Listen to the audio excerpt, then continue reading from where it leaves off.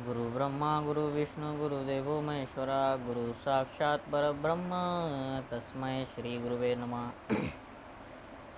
आता हृदये आपुले चौफव्यामले वरे बैसू पावले श्री गुरूंची ऐक्य भावाची अंजुळी सर्वेंद्र कुडमुळी भरुन्या पुष्पांजुळी हृदयो अन्योदके धुवट वासना जे तनिष्ठ ते लागले से बोटचंदनाचे प्रेमाचे निभांगारे निर्वाणनुपुरे लेऊरे सुकुमारे पदेतिये घनावली आवडी अविचारे चोकडी ती घालू जोडी अंघोळिया आनंदा मोदबळ सात्विकाचे मुकळ ते वरलो मलष्टळ ठेववरी ते अहम हा धूप जाळू नाहून देजो वाळू सामरस्य पोटाळू निरंतर माझी तनु आणि पान या दोन्ही पावडाले श्री गुरुचरण करू भोग मोक्ष निंबलोन पाहत्या या श्री सद्गुरु चरण सेवा हो पातदा देवा परी तू सगळा अर्थ मिळावा पाठू बांधे श्रीराम समर्थ.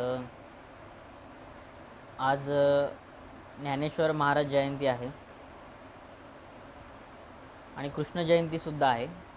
म्हणून अध्याय 15 मधला पुरुषोत्तम योगामधले या ओव्या आम्ही सुरुवातीला घेतल्या.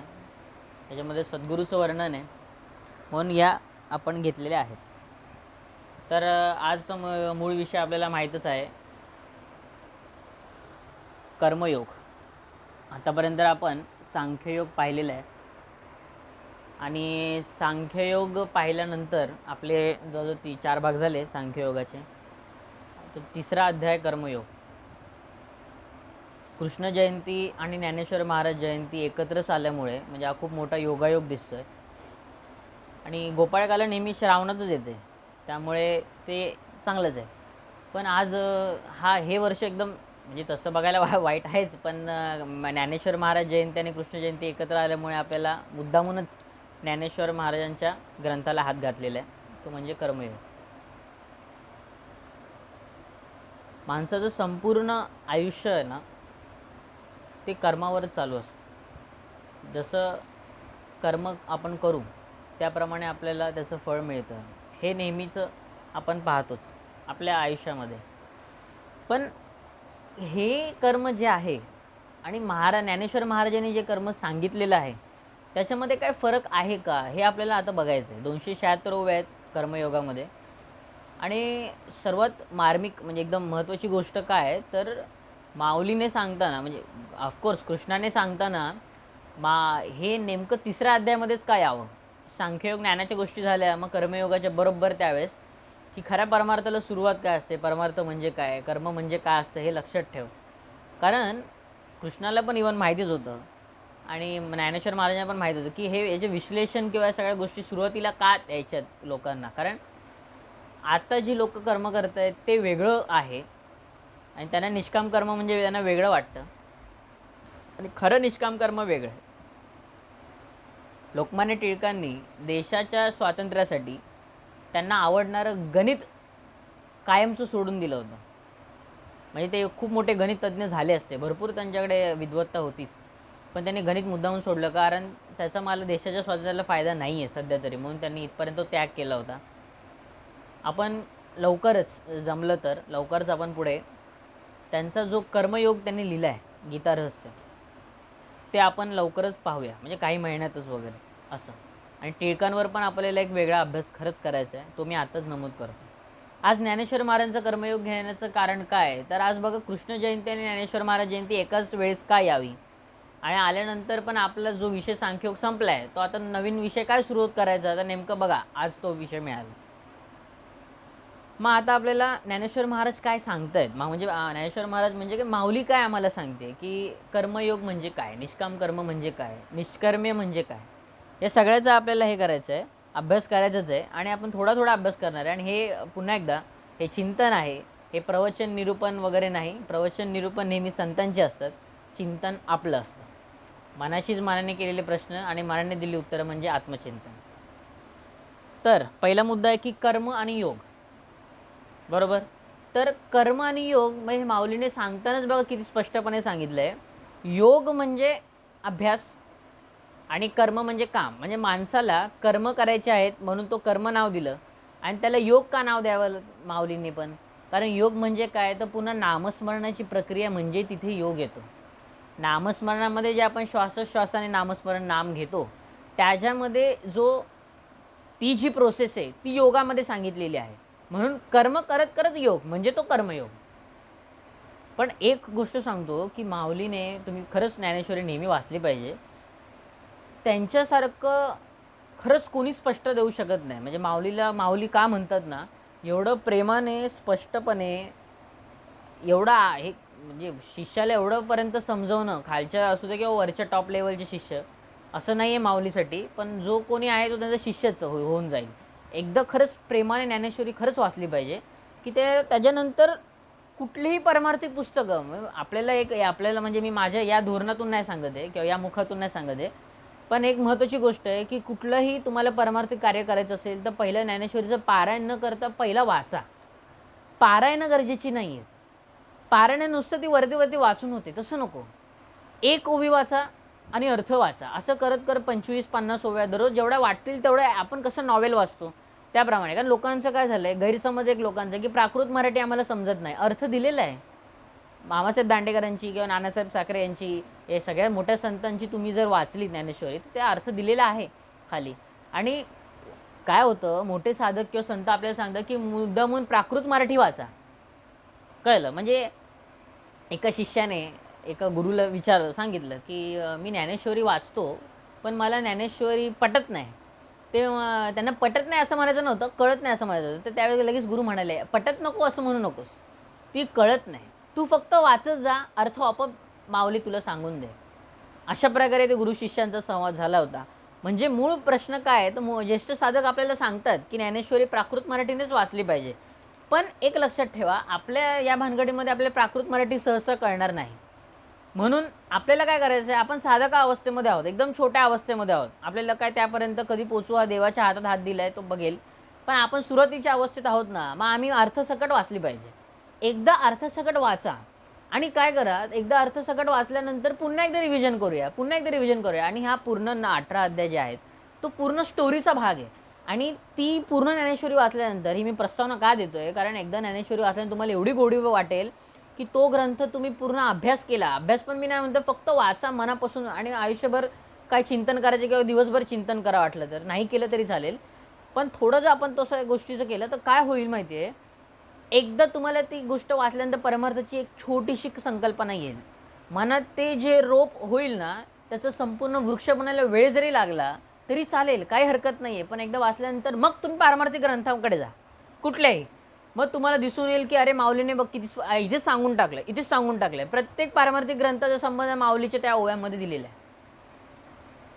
कृष्णाने हे सगळ्या गोष्टी सांगितल्यानंतर माऊलीला काय गरज होती किंवा आपल्या संतांना काय गरज होती मराठीमध्ये मुद्दामून सांगायची, हे जास्त गरजेचं आहे. त्याच्यामुळे आपल्याला ह्या गोष्टीमध्ये का हात घालायचा आहे. आता हे सुरुवातीचे श्लोक आहे ह्याच्या होत्या, आता हृदय आपुले चौफोया भले, वरी बैसो पावले श्रीगुरूंची, ऐक्य भावाची अंजुळी सर्वेंद्र कुडमुळी भरून या पुष्पांजळी अर्थ. हे सगळ्या गोष्टी अर्थ काय की माझ्या अंतःकरण, जे माझा भाव आहे, माझं जे सद्गुरूचरण, मी तनु आणि प्राण, बरोबर, या सगळ्या गोष्टी मी पहिलं सद्गुरूच्या चरणावर वाहतो. म्हणजे चरण पहिलं गरजेचं आहे. मग आपल्या कर्मयोगामध्ये ह्यांनी काय सांगितलं, हा विषय येईलच. आता हळूहळू विषय घ्यायचा आहे. आज आणि उद्या आपण ठरवलं, पण बहुतेक विषय वाढलं तर पुढे अजून होईलच. आणि आज श्रावण सप्ताहाचा 22वा दिवस आहे. 22 दिवस झाले, आज 21 दिवस झाले, 22वा दिवस चालू आहे. आणि आपण लॉकडाऊनमध्येच आहोत. किती महिने झाले तरीसुद्धा हा श्रावण पण लॉकडाऊनमध्येच गेला आहे. एका प्रकारे चांगला सुद्धा आहे, एका प्रकारे लॉकडाऊनमुळे वाईटसुद्धा अवस्था आहे. पण ठीक आहे, जे काय आपल्या अवस्थेला आलेलं आहे ते आपण गेलं पाहिजे. तर आता मूळ विषय सुरू करूया. त्याच्यामध्ये माऊलीने काय केलं आहे, 34व्या ओव्यांपासून खरा कर्मयोग सांगायला सुरुवात केली. म्हणजे असं नाही की सुरुवातीपासून, कारण हे कसं आहे, मी तुम्हाला म्हणतो आहे की का, कारण गोष्टरूप आहे. माऊलीने ज्याची उदाहरणं घेतली, ज्या संकल्पना घेतलेल्या आहेत, ते वाचताना तुम्हाला खूप प्रेम वाटेल की अरे, आणि हे कोणी कोणाला सांगतं आहे, तर माऊली आणि निवृत्तीनाथ महाराज बसलेत, ह्यांच्यामधला संवाद आहे, हे लक्षात ठेवा. जरी कृष्णाचा आणि याच्यामध्ये जर संबंध आला, कृष्ण अर्जुनाचा संबंध आला, तरीसुद्धा सांगताना माऊली ही अवस्थेतून सांगते. म्हणजे ज्ञानेश्वर महाराज तुम्हाला सांगतायत आणि निवृत्तीनाथ ऐकत आहेत, असं लक्षात ठेवलं पाहिजे. तो उद्देशू तू नेनसीची मनोनी क्षोभलासी वायाची, तरी आता जाणे म्याची उक्त दोन्ही. मग त्यांनी सांगितलं की ज्ञानयोग आणि कर्मयोग हे मीच सांगितलेत. आता 34 ओव्यापासून ज्ञानेश्वर महाराजांनी जे 4 and 6 सुरू केलेत ते 276 ओवीपर्यंत थांबलेत. आता बघा, आता हळूहळू आपण या मार्गाला लागूया. तर कर्मयोग म्हणजे काय? तर कर्म आणि योग हे बरोबर आहे. तर आता एकदम सुरुवातीला आपण पाहू की माणूस जी कर्म करतो त्या प्रत्येक कर्माला काहीतरी फळ आहे, बरोबर. मग काय होतं आहे, त्या प्रत्येक कर्माचं जे फळ आहे ते चांगलं आहे का वाईट आहे कुठे मानवाला माहिती, हे पण तेवढं लक्षात ठेवलं पाहिजे. म्हणजे कसं आहे बघा, प्रत्येक कर्माला फळ आहे हे निश्चित, हे पहिलं मनात ठेवा. आता काय होईल, सुरुवातीच्या लहानपणीच्या अवस्थेमध्ये एखादा मुलगा, म्हणजे काय होतं की काही घरामध्ये असं असतं की बाहेर जाण्यापूर्वी एक श्लोक तरी पाठ करून गेलंच पाहिजे. कळलं, खेळण्यापूर्वीचे लोक अशी करायचे. आजच्या काळामध्ये पण असं होतं की मनाचे श्लोक पाठ केले पाहिजे, दररोज वाचले पाहिजेत वगैरे. तर काय होतं आहे, त्या मुलाला ती सवय लागली.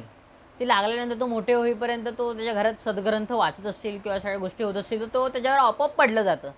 ते केल्याने काय होईल, ते जे कर्म आहे ते त्याला आपोआप लादलेलं कर्म आहे, बरोबर. ते लादलेलं कर्म आहे. पण त्याने काय होतं, आपल्याला असं वाटतं, हे बघा, दुधात साखर टाकल्यानंतर लगेच तो गोडवा येत नाही, हळूहळू येतो, हे आपल्याला माहिती आहे. हा जसा सिद्धांत सायन्सचा खरा आहे, त्याचप्रमाणे लादलेली कर्म आणि ते पण सद्ग्रंथांची आणि भगवंतरूपी जी कर्म आहेत ती तुमच्या मनावर आणि बुद्धीवर खूप ठसतात, हे लक्षात ठेवलं पाहिजे. कारण बघा, लहान मुलगा प्रत्येक अनुकरणप्रिय आहे. माणूस आणि मी अनुकरण करत असतो. जर घरामध्ये जर हे सद्ग्रंथ, हे जे पूजा अर्चा पठण वाचन चिंतन मनन जर झालं तर त्या मुलाला ते आपोआप कळणार आहे. त्यामुळे मुलगा त्या ज्या सर्कलच्या बाहेर जाऊ शकत नाही हे त्याला कळतं आहे, कारण त्याचं मन आणि बुद्धी त्याप्रमाणे तयार झाली, बरोबर. म्हणजे बघा, सुरुवातीपासून तुम्हाला कर्म लादलं गेलं की नाही. आणि मग काही वेळेस पुढे जाऊन दूर आहे त्याचा विरोधाभास होतो की लोक असे म्हणतात की निष्काम कर्म म्हणजे कर्म करूच नये किंवा कर्माचं हेच वगैरे. कर्म तुम्ही टाळू शकत नाही. पुढे माऊली तुम्हाला एकदम स्पष्टपणे सांगते, आपण बघूया तो विषय. कारण कर्म टाळता येत नाही. कर्म तुमच्या लादलं पण जातं आणि कर्म तुम्ही आपोआप पण करता.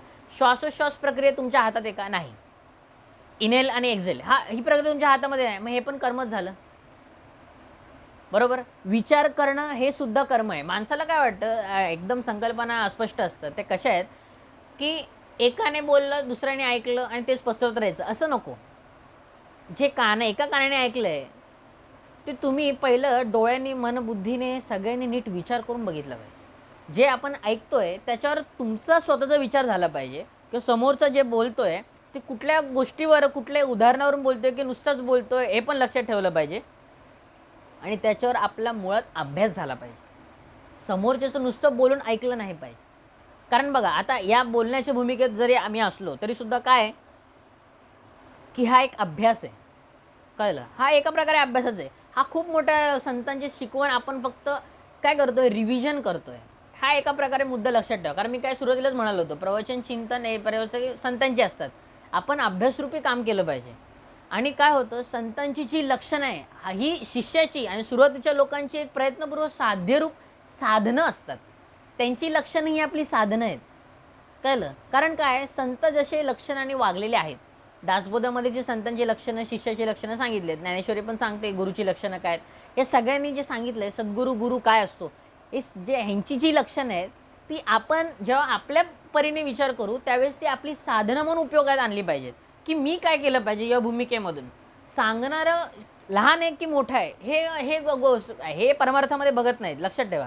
तुम्ही पाहत असाल वारकरी संप्रदायामध्ये लहान मुलं पण बघा प्रवचन चिंतन करतात, कीर्तनं वगैरे करतात आणि मोठी लोकं पण करतात. मग सगळेच एकमेकांना नमस्कार करतात. म्हणजे याच्यामध्ये काय अर्थ होतो, कोणी लहान नाही कोणी मोठा नाही आहे, बरोबर. त्यामुळे मनात पहिलं ठसलं पाहिजे की कोणी लहान नाही, परमार्थामध्ये कोण लहान नसतो कोणी मोठा नसतो.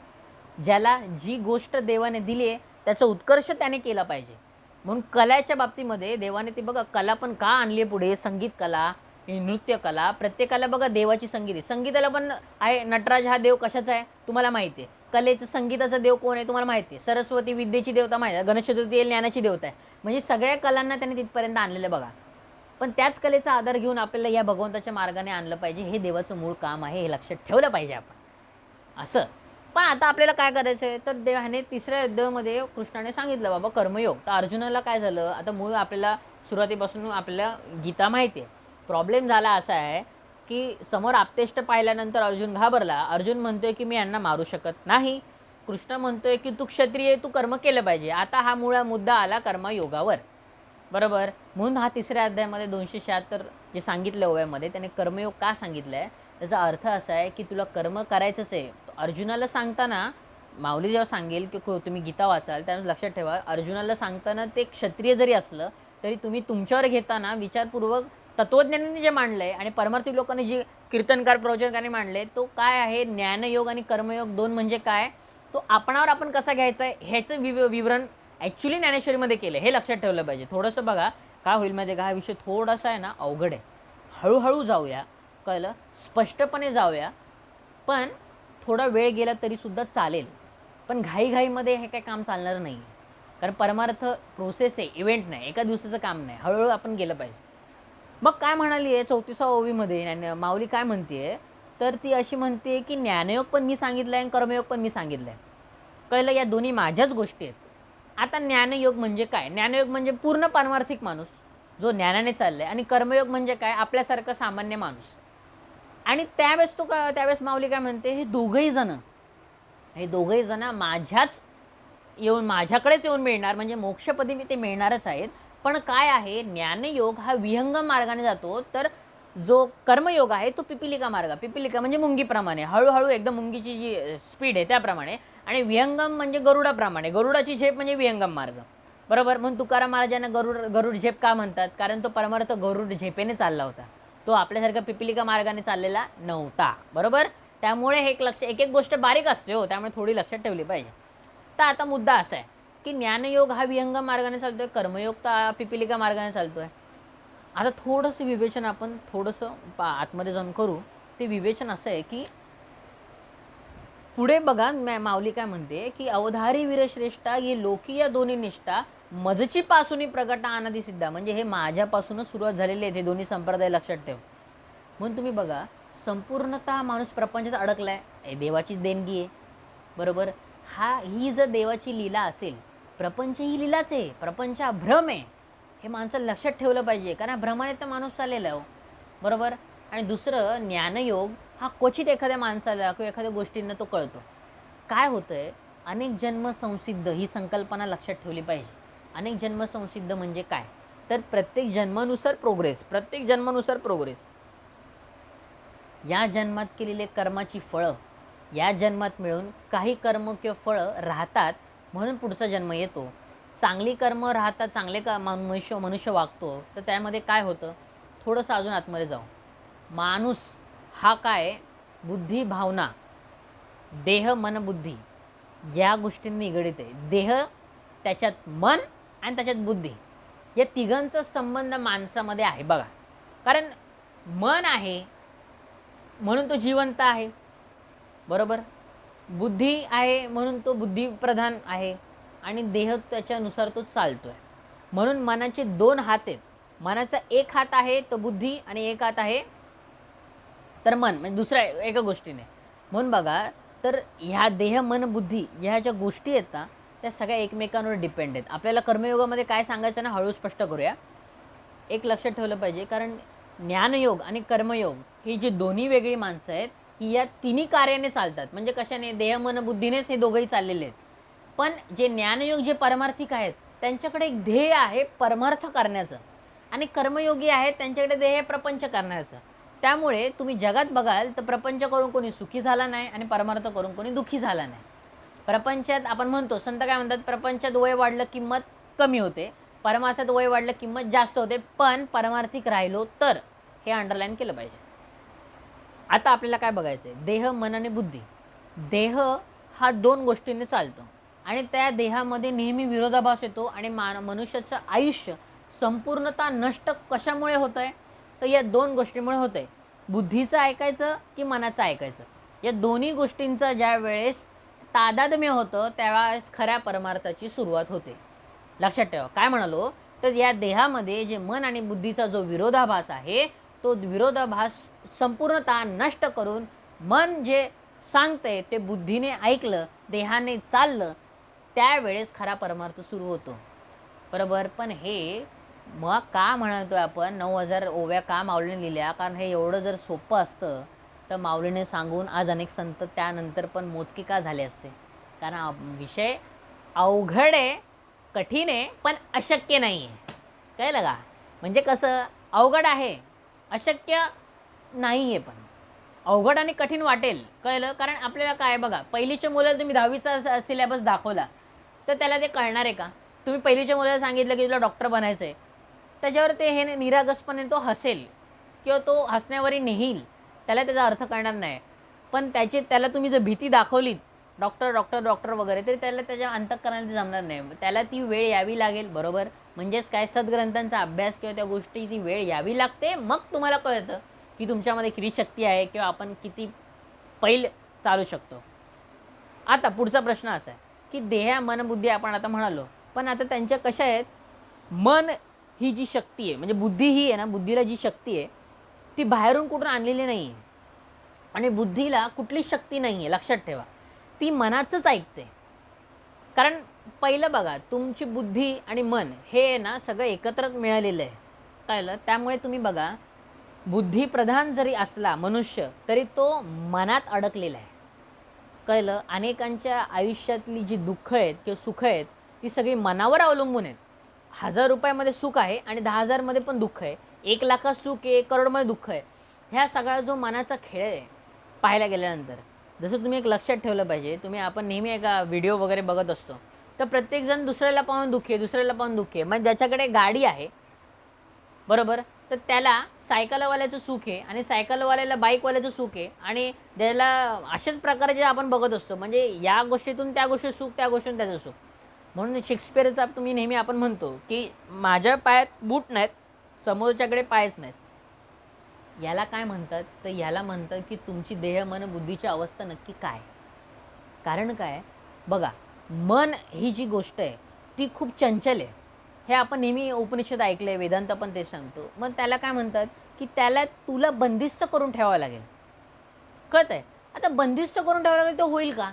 म्हणून बघा, पुढे जाऊन ज्ञानेश्वरीमध्ये विरोधाभास काय येतो, म्हणजे काय बाकीचे लोक काय सांगतात की तुम्ही आहे ना मनाला जिंकलं पाहिजे, म्हणजे मनाला ताबूत ठेवलं पाहिजे, म्हणजे इंद्रिय हे वगैरे होतील. तसं नाही होणार. मन हे काय होतं, एका गोष्टीतून दुसऱ्या गोष्टीत जातं, दुसऱ्या गोष्टी, त्याला चिंतनाची सवय आहे. मन हे कधी शांत बसत नाही, लक्षात ठेवा. त्याला चिंतनाची गरज आहे. बघा आता बघा, जे राग असतो, राग आता आपण थोडंसं एक्सप्लेन करू. आता घरामध्ये आपण नेहमी ही गोष्ट ऐकलेली, पुन्हा ऐकू, नव्याने ऐकूया.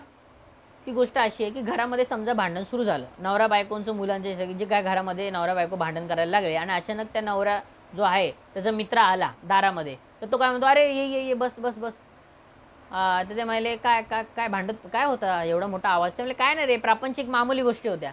आता बघा, जो मनुष्य एवढा पोटतिडकीने भांडतोय, बायको पण भांडते, सगळ्यांचे ज्या वृत्ती चालू आहेत मनावर, ठसते आहेत, खूप राग चालू आहे, पण मित्र आल्यानंतर त्या वृत्ती कुठे गेल्या? म्हणजे काय, चिंतनाने हा एकमेव तुमचं जे धोरण आहे बदलता येतं, बरोबर? म्हणजे काय, चिंतन बदलणं आपल्या हातात आहे, म्हणून कर्म स्वातंत्र्य आपल्या हातात आहे. बघा, आता हळू येईल पुढे विषय, पण बघा अंडरलाईन करून ठेवा महत्त्वाच्या गोष्टी. काय माहिती आहे, कारण मन हे चिंतनाने बदलतं, म्हणजे चिंतन करत करत मनाच्या अवस्था वेगवेगळ्या होतात. आज तुम्ही घरातून बाहेर निघाल, तुम्ही रिक्षात बसलात, ट्रेनमध्ये बसलात, वगैरे वगैरे, प्रवास झाला, हे सगळ्या गोष्टी झाल्या, याच्यामुळे तुम्हाला हजारो लोक दिसतात, हजारो गोष्टी दिसतात. या सगळ्या गोष्टींचा तुमच्या मनावर कधी परिणाम होतो? कधी कधी होतो. कारण काय, वेगळं दिसलं तर, अन्यथा तोच मार्ग आहे, त्याच गोष्टी आहे, तरी वेगळा परिणाम होत नाही. पण बाय चान्स काय वेगळं घडलं तर ते होतं, मग तुम्ही कोणाला तरी जाऊन सांगता वगैरे. म्हणजे ह्याचं काय, मन प्रत्येक गोष्ट कॅप्चर करतं. बघा, जसं कॅमेरा आणि व्हिडिओ जसं एक एक गोष्ट कॅप्चर करतो, पुन्हा पुन्हा तुम्ही रिपीट लावलं तर तुम्ही बघू शकता, अरे त्यावेळेस मी ते केलं होतं, असं झालं होतं, तसं झालं होतं. त्याचप्रमाणे हे जे डोळे आहेत, तो एक प्रकारचा व्हिडिओ आहे, आणि तो कुठली गोष्ट असं सोडत नाही. कारण बघा, कारण काय होईल, तुम्हाला पण माहिती आहे की बुद्धी ही जवळजवळ हजारो विकिपीडियांची एवढी जी साठवलेली बुद्धी असते, GB TBचा जो डेटा आहे, तेवढी बुद्धी आपली कॅप्चर करू शकते, एवढं बुद्धीची ताकद आहे. असं आपण वाचलेलं आहे, प्रत्येक वेळेस आपल्याला नेहमी येतं ते. कारण एवढी जी बुद्धीची ताकद आहे, म्हणजे तो किती गोष्ट स्टोअर करू शकते बुद्धी, हे आपल्याला माहिती आहे. आणि मनाची पण तेवढी शक्ती आहे की तो सुख आणि दुःखावर ते चिकटलेलं आहे. त्यामुळे तुम्ही बघा, कुठलीही गोष्ट झाली तर त्याच्या रिलेटेड गोष्ट आपल्याला आठवते. समजा कॉलेज, आपल्याला समजा कॉलेज ही जी गोष्ट आहे, ती कॉलेज दिसलं की आपल्याला लगेच ते कळतं, सुख दुःखाच्या गोष्टी आपोआप लगेच कळतात. बघा, पटाट पटाट की हे काय काय घडलं होतं, काय काय. पण तुम्ही फक्त कॉलेजची प्रतिमा मनात आणली तरी ते घडतं. तुम्हाला काय सांगावं लागतं का? नाही सांगावं लागत. नुसती प्रतिमा मनात आणली तरी मनाचं कार्य सुरू होतं. म्हणजे बघा, एवढं जर मन चंचल असेल तर त्याला तुम्ही थांबवू शकाल का? मग मनाला थांबवू शकाल का? नुसतं मेडिटेशन नाही. मग आता मला फक्त उत्तर द्यावं, मेडिटेशन म्हणजे मन फक्त शांत करत राहणं आणि मनाशी काही संवाद न करणं हे मेडिटेशन आहे का? अजिबात नाही. आमच्या संतांनी सांगितले रामकृष्ण हरी, विठ्ठल रखुमाई विठोबा, हे सगळे नामं, श्रीराम श्रीकृष्ण नारायण, ही नामं कशाला घ्यायची? कारण नामाला तुला मनाला चिंतनाची सवय लावायची, फक्त नामाला. कळलं? हे मन जे चिंतन करते, जे आता विषयात आहे ते विषयाचं चिंतन करते, ते चिंतन बदलून तो नामाला लाव. कळलं? नामाला लागल्यानंतर काय होईल? ते नामाचं चिंतन करेल, मग देवाचं चिंतन करेल, सद्गुरूंचं वर्णन करेल, असं करत करत करत त्याचा आत्मा ब्रह्माकार होऊन जाईल. ही प्रोसेस आहे. पण तुम्ही बघा, आनंद समाधान याच गोष्टीमध्ये. पण हेच जे गोष्ट प्रपंच तुम्ही चिंतन करत बसला, तर तुमच्या हातामध्ये काय? चिंता आणि काळजी. त्याच्याशिवाय तुम्हाला उत्तरं मिळतच नाही आहेत. मग आपल्याला करायचं काय? माऊलीने सांगताना हे एवढा मोठा विषय सांगायची काय गरज होती? माऊलीला तुम्हाला तयार करायचं आहे बरं का. एक सांगायचं असेल ना, तर माऊलीमध्ये एवढी हिंमत आहे की एका ओवीमध्ये पण माऊली सांगू शकते. पण तुम्हाला स्टार्टिंग टू एंड तयार करायचं आहे. म्हणून 18 दिवस 18 अध्यायाचा का कार्यक्रम ठेवला हो? याच्यासाठी ठेवला आहे. कारण माऊलीला ना त्याच्या भक्तांमध्ये एकही चूक नाही पाहिजे आणि त्याच्यावर कोणी टीका पण नाही केली पाहिजे. आणि शक्यतो आहे ना, खरंच अशा लोकांवर टीका किंवा गोष्टी करू नका. म्हणजे हे माझं प्रामाणिक मत आहे आणि हे माझंच मत असं आहे की या मार्गातील लोकांवर टीकाही करू नका आणि यांचं चिंतनही करू नका. चिंतन करा, पण कोणावर करा? एखादी व्यक्ती जो बोलते ती बोलण्यामध्ये किती तथ्य आहे किंवा काय नाही आहे त्याच्यावर चिंतन करा. की अरे हा मार्ग असा आहे, तर हा असा पण होऊ शकतो, तसा पण होऊ शकतो. पुण्याला जाणारे किती मार्ग आहेत? हजारो मार्ग आहेत. मी अहमदाबादवरून जाईल किंवा अमेरिकेवरून जाईल किंवा कसाही जाईल. फक्त पुण्याला जायचं असेल तरी म्हणजे मार्ग अनेक आहेत. तसं भगवंत हा अनंत आहे.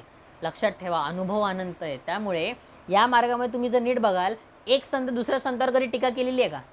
अजिबात नाही. माऊलीने ज्ञानेश्वरी लिहिली, एकनाथ महाराजांनी ती व्यवस्थित आणली, तरीसुद्धा भागवत लिहिलं आहे. त्याला काय गरज होती भागवत लिहिण्याची? तरीसुद्धा विचार करा, माझ्या गुरुचं जे वर्णन आहे, जनार्दन स्वामींचं वर्णन आहे, ते मी नाथांना सांगायचंच होतं.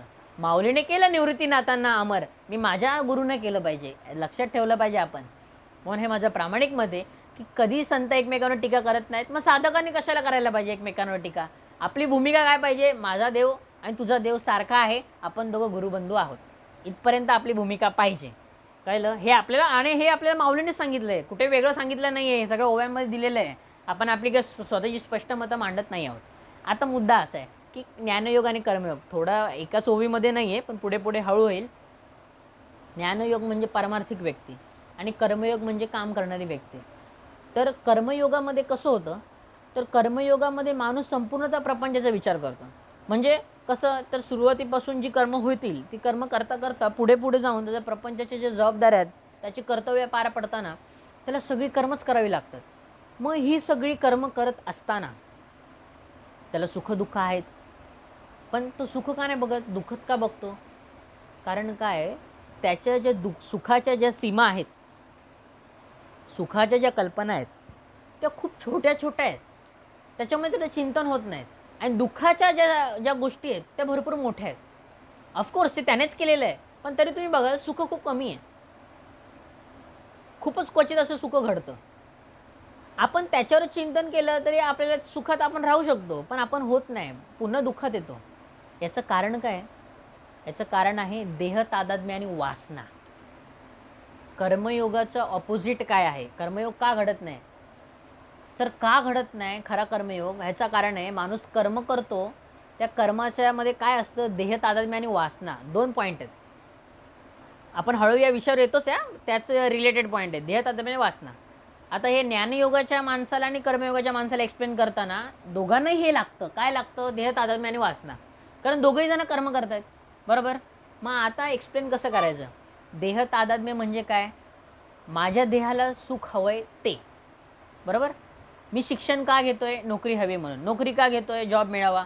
मग जॉब नंतर आपले लग्न, मुलं, बाळं, घरदार वगैरे, हे या सगळ्यांचं सुख कोणाला हवं आहे? मला हवं आहे, मी करताय असं म्हणून. मग चूकेस. हे मला हवं आहे म्हणजे काय? देहाला हवं आहे ना. मग देहाला 2 टायमाचं पण जेवण पुरतं, मग एवढं वाढवायची काय गरज आहे? प्रपंच तुला वाढवायची गरज काय? कारण काय? त्यामुळे तू वासना भरलीस. देह तादात्म्य जेवढं जास्त घट्ट, तेवढं परमार्थापासून लांब, आणि प्रपंचामधली दुःख तेवढी जास्त. कारण देहाला जास्त गरज आहे. देह जो आहे त्याची सुख कधी संपत नाहीत. त्याला एक गोष्ट झाली की दुसरी गोष्ट, दुसरी गोष्ट की तिसरी गोष्ट. आज जे माझ्याकडे आहे ते आपल्यापेक्षा खालच्या लोकांकडे आहे का एवढं बघावं आणि सुखी राहावं ना. पण तसं होतंय का? नाही होते. त्याला वरचंच बघायचं असतं. जर असंच वर बघायला गेल्यानंतर मग आपण सुखी नाही राहू शकत. जे आपल्या पदरी आले, जे आपल्या पोटी आले, तेवढं पवित्र मानून आपण करू शकतो. पण का नाही होते? कारण काय होतंय, देह तादात्म्य तेवढं जास्त आहे. माझ्या देहाला लागलेल्या गोष्टी जास्त आहेत. जर 300 रुपयाचे शर्ट आणि 3000 रुपयाचे शर्ट ह्याच्यामध्ये काय फरक आहे? देह तसंच राहणार आहे, काही वेगळं दिसणार नाही. पण लोकांमध्ये मी कसं दिसेल, या लोकांचा हा जो लोकांचा विचार असतो, जो समाजाचा विचार असतो, याच्यामुळे 300चं 3000 करताना अख्खं आयुष्य जाते. आणि ह्याच्याने कसं होतं, हजारो लोकांचं आयुष्य गेलं. पण पारमार्थिक माणूस बघा, अजिबात नाही. जे मिळेल तसं खायचं. ताटात खीर असली तरी भगवंताच्या कृपेने, उद्या शिळी भाकर असली भगवंताच्या कृपेने. पण ही ती जी अवस्था आहे, ही अवस्था येण्यासाठी ज्ञानयोगी लागतात, कर्मयोगी नाही, हे नमूद केलं पाहिजे. का? कारण संपूर्ण तर तुम्ही देवाला ज्यावेळेस कर्म वाहत नाहीत, विहित करत नाही ती कर्म, तोपर्यंत तुमच्या हातून खरा कर्मयोग होत नाही. माऊली सांगते, आपण नाही सांगत आहे, माऊलीच सांगते हो. कारण काय बघा, कर्मयोगामध्ये काय झालं हे सांगितलं. देह तादात्म्य आणि वासनाचं सर्वात जास्त जी गोष्ट आहे कर्मयोगामध्ये झाली, तो माणूस करतो. हा ज्ञानयोगी अजिबात करत नाही. कारण त्याला माहिती आहे जे करणारा ईश्वर आहे. कारण त्याच्या भूमिकेतून जर आपण पाहिलं तर त्याला असं वाटतं की ईश्वर करता आहे. कळलं? आतापर्यंत मी जे मला जे हवं होतं ते कधी मिळालं नाही. म्हणजे कुठली कोणाची तरी सत्ता आहे आणि मी ईश्वराच्या भक्तीने गेलो तर मला देव आपोआप सगळ्या गोष्टी आरामात देतोच आहे.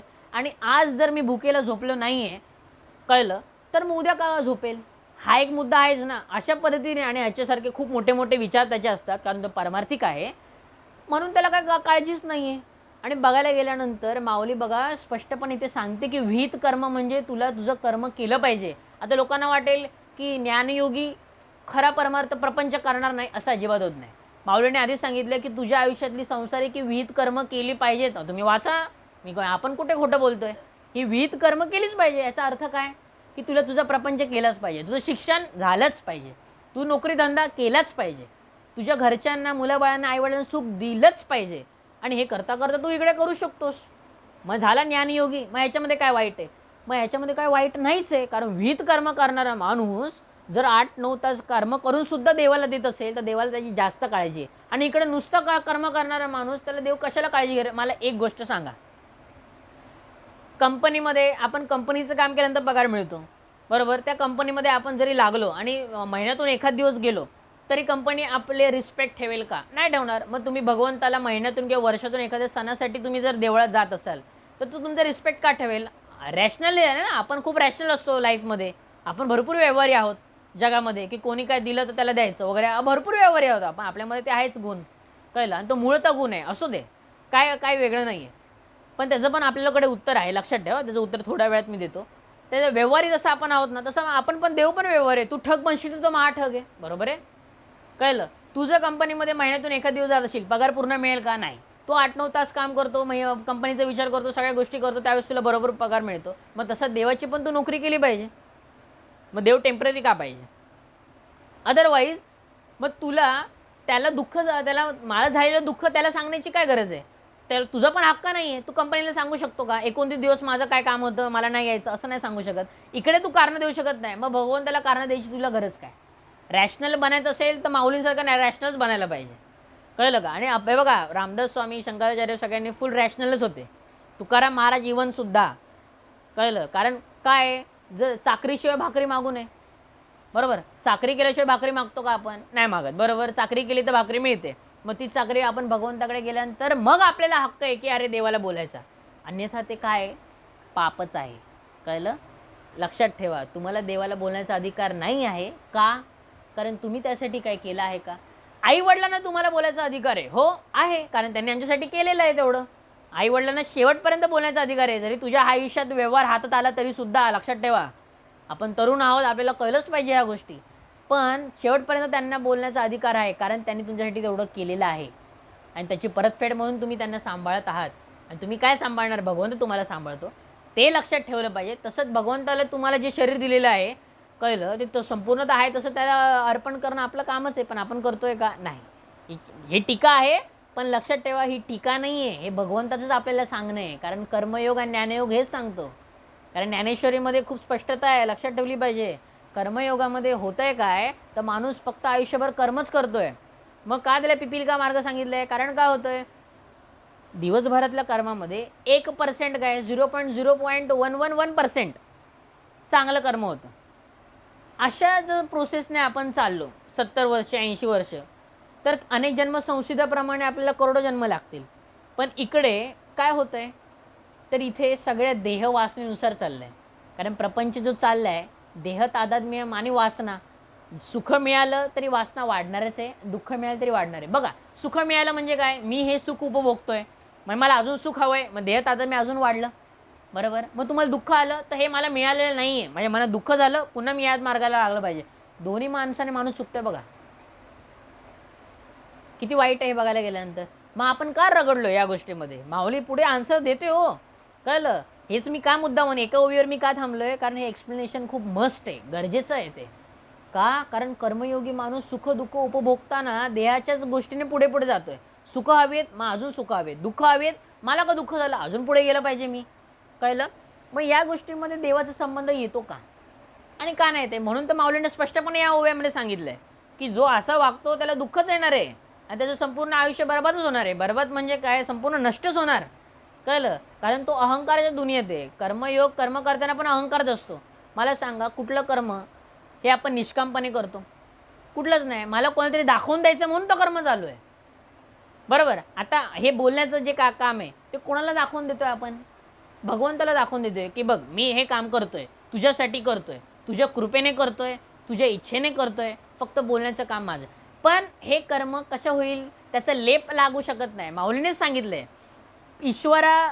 ईश्वराधिष्ठित जी कर्म आहेत त्याचा लेप साधकाला कधी लागत नाही, कळलं. कारण एक लक्षात ठेवा, ईश्वरासाठी, भगवंतासाठी, सद्गुरूसाठी केलेली सगळी कर्म देवाच्या पोटात जातात, कळलं. त्यामुळे देव ती हाताळतो, कळलं. मग तुमचा अहंकार असेल तर अहंकार काढून घेईल देव. अहो तुम्ही ईश्वराच्या मार्गात आहात तर अहंकार गेला पाहिजे, मग देव बघून घेईल. पण प्रापंचिक कर्मामध्ये तुम्हाला कोणीतरी दाखवायचंच असतं, मी असं करून दाखवेन त्याचं. अहो एवढं मोठं आपण घर करतो, त्या घरामध्ये आपण सगळ्या गोष्टी करतो वगैरे वगैरे, समोरचा माणूस येऊन फक्त अरे वा काय छान घर बनवले, यासाठी तुम्ही 50-60 वर्ष आयुष्याची वाया घालवता. कोणीतरी येऊन बोलावं की अरे वा छान घर आहे म्हणून, कळलं. एवढा वेळ वाया घालवतोय. मग हे आपण आपल्या ज्ञानयोगीमध्ये का नाही करू शकत? कारण लोकांना काय वाटतं, ज्ञानयोगी म्हणजे दुःखी. कसं काय दुःख असेल, कसं काय दुःख असेल? माझा प्रपंच तो सांभाळतोय. आता तुम्ही बघितलं, पहिलं चिंतन आपलं श्रावणामधलं प्रारंभ श्री गणेश कोणामुळे झाला? विवेकानंदांमुळे. आपली संपूर्ण स्टोरी माहिती आहे. दुसरं चिंतन सुदामा कृष्ण काय सांगतोय, कळलं. पहिल्यामध्ये विवेकानंदांचा कर्मयोग तुम्हाला दिसला, काय प्रेम होतं, किती कमी वयामध्ये, सद्गुरूंचा सहवास नसताना. इकडे सुद्धा सुदामा आणि कृष्णाचं ते पण बघितलं. तिसरं मी मुद्दा म्हणून का स्टोरी रूप नको, कळलं. आता खरा कर्मयोग काय सांगतो, विवेकानंद कसे जगले, सुदामा आणि श्रीकृष्णाचं काय नातं होतं, हे सगळ्या गोष्टी का सांगायच्या आहेत? कर्मयोग जास्त गरजेचं आहे. कारण माणूस कर्मामध्ये अडकला आहे. आयुष्य हे नेहमी कर्मावर अवलंबून आहे. कारण माणूस संपूर्णतः आपल्या कर्मावर भरोसा ठेवतो. त्याला भरपूर वाटतं की माझी कर्म जी आहेत ती मला फळं देणार आहेत, पण तू नकळत केलेल्या कर्मांची जी तुझ्यावर पापं लागतात त्याचा हिशोब कधी देणार? त्याचा प्रारब्धाचा हिशोब आहे की नाही? मग मग तुम्हाला म्हणता की ही दुःख वगैरे कशामुळे येतात? अरे अनेक जन्म संसिदाप्रमाणे मागील जन्माचं जी कर्म तू वाईट केले त्याचं फळ कधी भोगणार?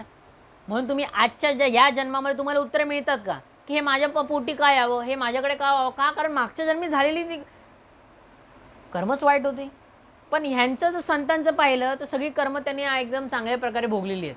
आज ही जरी प्रस्तावना जरी वाटली तुम्हाला हे सगळ्या गोष्टी, पण या पुढे पुढे ओव्यामध्ये हे येणार आहे, कळलं. हे सांगणं गरजेचं आहे. कारण कर्मयोगी माणूस किती गुरफटलेला आहे कर्मामध्ये आणि त्याला त्याच्या कर्मावर किती विश्वास आहे की मी करू शकतो. आणि त्याने स्पष्टपणे मनाने विचार केला पाहिजे खरंच की तू जे म्हटलं आहेस ते सगळं झालंच आहे का? अजिबात नाही. आज जगात एकही माणूस नाही आहे ज्याने ठरवलं होतं की मी असं करेन आणि असंच होईल. अजिबात होऊ शकत नाही. ते पुढे मागे होतं, ते मागेच होतं की उलटंच होतं. तो फक्त ॲडजस्टमेंट करतो आहे आणि त्या ॲडजस्टमेंटला तो नाव देतो आहे की अहम करता. आणि या दुःखामध्ये पण त्याला ते कुत्रा कसा असतो, हाड चघळतो तर त्याच्या तोंडातूनच रक्त येतं, पण त्याला वाटतं की हाडामधून रक्त येतं. अशा प्रकारे कर्मात गुरफटून गेलेले आहेत आणि माऊलीनं खूप वाईट वाटतं या गोष्टीचं, कळलं. या गोष्टी आता मी जरी स्पष्टपणे सांगत असलो तरी तुम्ही स्वतः माऊलींचे जे शब्द ऐकाल ना तुम्ही वेडे होऊन जाल. कारण पुढे काय म्हणतात ते की एक ज्ञानयोगू म्हणजे जो सांखी अनुष्ठिजे जेथ ओळखी सवे पाविजे तद्रुपता, एकू कर्मयोगू जाण जेथ साधक जन निपुण होऊन या निर्वाण पावती वेळे. दोन्ही गोष्टी त्यांनी सांगितलेत. म्हणजे काय, जो ज्ञानयोगी आहे तो मायापर्यंत तद्रूप होऊन जाईल पण लवकर, आणि जो कर्मयोगी आहे त्याला भरपूर वेळ लागेल. पण त्याला कसं आहे, त्याला सुख दुःख भोगत भोगत त्याला जावं लागेल, आणि भरपूर दुःखच भोगत जावं लागेल, आणि त्याच्याकडे ध्येय नाही आहे ना. आता आपण देह मन बुद्धीचा विचार केला तर मनाला नेहमी काय हवं आहे, सुख हवं आहे. आणि ते सुख जे हवं आहे ते तुम्ही कुठून आणता? तुम्ही प्रापंचिक असल्यामुळे तुम्हाला काय वाटतं, हा छोटा टी व्हीचं मोठा टी व्ही होणं हे सुख आहे, एका घराची 2 घरं 3 घरं होणं हे सुख आहे. अशाच प्रकारे आपली बुद्धीची संकल्पना आहे. मग अशा संकल्पनेमध्ये तुम्ही वासना वाढवत आहात की कमी करत आहात? ऑफकोर्स वाढवत आहोत, बरोबर. याच्यामध्ये दोघांनी शिक्षण घेतलेलंच आहे. पण हा कर्माने जो कर्मयोगी चालला आहे तो वासना वाढवत वाढवत स्वतःची दुःखच वेगळी मोठी मोठी करत त्याचा अंत आलेलाच आहे जवळ. मग त्यावेळेस काय होतं आहे, काहीच हातामध्ये राहत नाही. मग मला सांगा, एवढं सगळं चांगलं करूनसुद्धा, एवढे सगळं मुलांना शिकवूनसुद्धा मुलं का नाही सांभाळत? याचं उत्तर तुमच्याकडे आहे का? नाही आहे ना. मग या प्रश्नांची उत्तरं तुम्हाला शेवटी फक्त भगवंतच देऊ शकतो. पण इकडे जर बघितलं, एकनाथांचा मुलगा, त्यांना एवढे संस्कृत पंडित असून ते असे का वागतात असं म्हणून तो निघून गेला होता. मग त्यावेळेस त्यांना वाटलं नाही का, अरे मी कुठलं कर्म वाईट केले की हा मुलगा मला सोडून जावा? तरीसुद्धा ते तसेच राहिले. त्यांचा जावई पण एका प्रकारे वाईट कामाला गेला होता, तरीसुद्धा त्यांना ह्यानेच वळवून आणला त्यांच्या शक्तीने. त्यांना राग येत नव्हता. मग आता हे जे म्हणतोय आपण, ह्यांच्या आयुष्यात झालेल्या गोष्टींचा त्यांनी केलेले कर्म ही वेगळी दिसली आणि आपण करतो ती वेगळी. असं कसं? कारण ती ईश्वरा अधिष्ठित होती. म्हणजे कसं, ईश्वराधिष्ठित याचा अर्थ काय, ईश्वराला अर्पण करून. हे लक्षात ठेवा. म्हणून काय पुढे, म्हणून त्यांनी बघा काय सांगितलं आहे की विहंगम मार्गाने, याचं मी बोललो ना, विहंगम मार्गाने माझ्याकडे येऊन मोक्ष पावतात. ते 43 ओळीमध्ये काय म्हणतात, तैसे देख पहा विहंगम मते अधिष्ठुनी ज्ञानाते सांख्य सद्य मोक्षाते आकळीचे. तुम्ही शब्द खरंच माऊलीचे वाचले पाहिजे, एवढे प्रेमळ आहेत ना, की मोक्षपदी विहंग मार्गाने कोण जो ज्ञानयोगी तोच लगेच होणार, कर्मयोगीला वेळ लागेल. आणि म्हणून पुढे त्यांनी काय सांगितलं, आता लोकांच्या मध्ये गैरसमज जो आहे तो माऊलीने दूर केला. माऊलीने काय सांगितलं की लोकांना असं वाटतं की निष्काम कर्म केलं तर, म्हणजे कर्म आपण टाळली पाहिजेत, कर्माचा त्याग केल्यानंतर ते निष्काम कर्म होतं, असं अनेक लोकांचं आहे. तर कर्माचा त्याग अजिबात होत नाही, हे पुढे जाऊन माऊलीने सांगितले. कर्माचा त्याग कसा होईल? श्वासोश्वास प्रक्रिया, कर्माचा त्याग झाले का? श्वास बंद होऊ शकत नाही, मनाचे विचार थांबू शकतात का? नाही. मग कुठलीही गोष्ट माणूस सकाळपासून संध्याकाळपर्यंत काहीही त्याने जरी नाही केलं तरी तो नॉर्मल चालणार आहे, विचार करणार आहे, काहीतरी जेवणारच आहे. मग ही कर्मच झाली ना. मग कर्माचा त्याग करता येईल का? नाही करता येणार. स्पष्ट आहे. मग कशाला एवढा वेळ वाया घालवायचा होता? मग लोकांना तेच लोकांचे गैरसमज झाले होते की कर्माचा त्याग केला पाहिजे. कर्माचा त्याग कसा? निष्काम कर्माने कर्माचा त्याग, ती माऊली पुढे सांगेलच. पण तो कसा? परमार्थिक लोकांचा. हळूहळू विषय येईल बरं का. त्याच्यानंतर दुसरा पॉईंट असा आहे की त्यांनी बघा काय सांगितलं आहे, हा मूर्खपणा आहे. कसा मूर्खपणा आहे की प्राप्त कर्म सांडीजे येतुलेने नैष्कर्म्य होईजे, हे अर्जुना वाया बोलीजे मूर्खपणे. प्राप्त कर्म जर सांडून जर तुला वाटलं हे नैष्कर्म्य होईल तर तुझा मूर्खपणा आहे, माऊली सांगते तुम्हाला. म्हणून बघा, प्राप्त कर्म म्हणजे काय, तू जर एक विद्यार्थी म्हणून जन्माला आलायस तर शिक्षण आणि अभ्यास करणं तुझं काम आहे का? हो. पण कधीपर्यंत? तू विद्यार्थ्याच्या भूमिकेत असल्यापर्यंत. एकदा विद्यार्थ्याच्या भूमिकेतून तू दुसऱ्या भूमिकेमध्ये गेलात तर तिचे विहित कर्म म्हणजे काय? प्रपंच परमार्थ हा समन्वय संपादन. मग नामदेव महाराजांनी तुका एकनाथ महाराजांमध्ये कसा समन्वय आहे, तो प्रपंच परमार्थ, तसं तुला केलं पाहिजे. त्याला विद्यार्थी होऊन राहावं लागतं, पण एका वेळेपुरतं. आयुष्यभर तो विद्यार्थी असतो का? त्याला प्रपंच करावाच लागतो. कोणी काय नुसतं विद्यार्थी राहत नाही. त्यावेळेस म्हणजे काय, विद्यार्थ्याचं काम अभ्यास करणं, प्रापंचिकाचं काम प्रपंच करणं, आणि जो संन्यासी आहे त्याचं काम देवाला हे करणं. पण आपल्या माऊलीने काय सांगितलंय, प्रपंच परमार्थ संपादिनं दोन्ही. म्हणजे याचा अर्थ काय, तर विहित कर्म आपण जर ती टाकली तर ती कृतार्थ होईल का? तर नाही होणार. माऊलीने काय, हा संपूर्ण मूर्खपणा आहे. कळलं? कारण तू जर विद्यार्थी होऊन जर शिक्षण घेतलं नाहीस किंवा तू या गोष्टीला टाळाटाळ केली तर मला एक उत्तर द्या, अशा पॉईंटला जर असेल की त्याने शिक्षण सोडले किंवा एखादा काय करतच नाही, हे जे न करण्याचं जे फळ आहे, म्हणजे न कर्म करण्याचं जे फळ आहे विद्यार्थ्याला ते पुढे भविष्यात काय मिळेल आपल्याला डोळ्यासमोर आली, कशी आली ते आकृती आली आपल्याला, कसं काय. जर त्याने शिक्षणच घेतलं नाही तर त्याचं भविष्य किती धोक्यात आहे त्याला माहिती आहे. म्हणजे बघा माऊलीने सांगितलं ना विहित कर्म करण्याची गरज आहे. ऑफकोर्स गरज आहेच, म्हणून ते जास्त गरजेचं आहे. कळलं. आणि एक लक्षात ठेवा, कर्म करण्यामध्ये पण आनंदच आहे आणि कर्म न करण्यामध्ये पण आनंद आहे, पण सगळं ईश्वराधिष्ठित. आता पुढे पॉईंट असा आहे की जवळ निरार्थता नाही तव व्यापारू असे पाही, मग संतुष्टीच्या ठाई कुठे सहज आहे. मग आता त्यांनी सांगितलंय की कर्मातून तुझी इच्छा बाहेर पडली पाहिजे. आता इच्छा कशी बाहेर पडणार. आता इच्छा जर बाहेर पडली, कळलं, तर ती कृती आपोआप थांबेल. थोडासा मुद्दा कठीण आहे, पण कसं कर्म करायचं पण त्याचं फळ नाही घ्यायचं. कर्मयोग काय सांगतो बघा, खरा कर्मयोग काय सांगतो. खरा कर्मयोग काय सांगतो तुम्हाला की कर्म करा पण फळाची अपेक्षा धरू नका. कळलं. त्याला म्हणतात निष्काम कर्म आणि नैष्कर्म्य. आता ते कसं काय साधेल. आतापर्यंत जे आपण प्रपंच केला त्या प्रपंचाला एक धोरण होतं म्हणून ते कर्म चालले होते, बरोबर. म्हणून माऊलीने पुढे एक धोक्याची सूचना दिली बरं का. ती म्हणाली ज्या माणसाला किंवा ज्या व्यक्तीला नैष्कर्म्य आणि निष्काम कर्म तुम्ही समजवू शकत नाही त्याला प्लीज सांगू नका. कारण का होईल, त्याला असं वाटेल की अरे फळाच्या अपेक्षा नाही, काही नुसतं कर्म कर पाहिजे, तो काही करेल किंवा तो काहीतरी वेगळा अर्थ घेईल. म्हणून बघा माऊलीने हे सुद्धा सांभाळलं आहे. मी काय म्हणतोय, एवढी कृपा काय माऊलीची, याचं हे कारण आहे. कारण तो त्याचा बुद्धिभेद होईल, त्याला वाटेल अरे हे काय वेगळं सांगितलं आहे. कारण काय बघा, ज्ञान कळण्यासाठी सुद्धा देवाची कृपा लागते. लिहून ठेवा, ज्ञान नुसतं वाचल्याने मिळतं, कळलं, पण ते समजण्यासाठी आचरण करण्यासाठी देवाची बुद्धी लागते, पण ते कळण्यासाठी पण देवाची खूप मोठी कृपा लागते तुमच्यावर. कारण तुम्ही एक लक्षात ठेवा, प्रपंच लगेच कळतो, काही ना ते कळत पण नाही प्रपंच म्हणजे काय. तरीसुद्धा प्रपंच हा लवकर समजतो की या गोष्टी मी केल्या म्हणजे कर्तव्य कर्मामध्ये मी श्रेष्ठ. म्हणजे जसं की मुलाबाळांचं बायकोचं समाधान करणं, आईवडिलांचं समाधान करणं, नातेवाईकांना सांभाळणं, हे कर्माची जी उदाहरणं आहेत हे कर्तव्यामध्ये सर्वश्रेष्ठ आहेत. आणि हा माणूस जे करतो तो सर्वात कर्तव्याधिष्ठित असतो, असं कोणाचं मत आहे, प्रापंचिकाचं. पण हेच जर ह्या तिघांची जर जोडी तुम्ही लावली आणि संतांना समोर ठेवलं, ज्यांच्या आपण वाऱ्या केल्यात, कळलं, ज्यांनी एवढं आपण हे केलं, त्या सगळ्यांची जर लिस्ट काढली आणि तिन्ही गोष्टी जर मांडल्या, 3-4 गोष्टी, त्यांच्या आयुष्यामध्ये एकही एवढं श्रेष्ठत्व दिलं नाही आहे त्यांनी. मग तरी आपण त्यांना श्रेष्ठ का मानावं. तुम्ही तुमची उत्तर मिळवा. आहे की नाही. कळलं का. कारण मनुष्यातून आनंद मिळतो, कारण तो समोरासमोर आहे. मनुष्य अहंकारातून आलाय ना, कळलं का. मनुष्याचा जन्म पण वासनेतून आहे. पुढे आपल्या स्पष्टता द्यायला तुम्हाला कळलंच मला काय म्हणायचं आहे. वासनेतून ज्याचा जन्म झालेला आहे मनुष्याचा, तो अहंकार आणि या सगळ्या गोष्टी आपोआप घेऊ शकत नाही का. ऑफकोर्स घेऊ शकतो, त्याच्यामध्ये इनबिल्डच आहे ते. कळलं. जसं कॉम्प्युटरमध्ये असतं ना, काही गोष्टी इनबिल्डच असतात, कळलं, ते इनबिल्डच आहे त्याच्यामध्ये. म्हणून लक्षात ठेवलं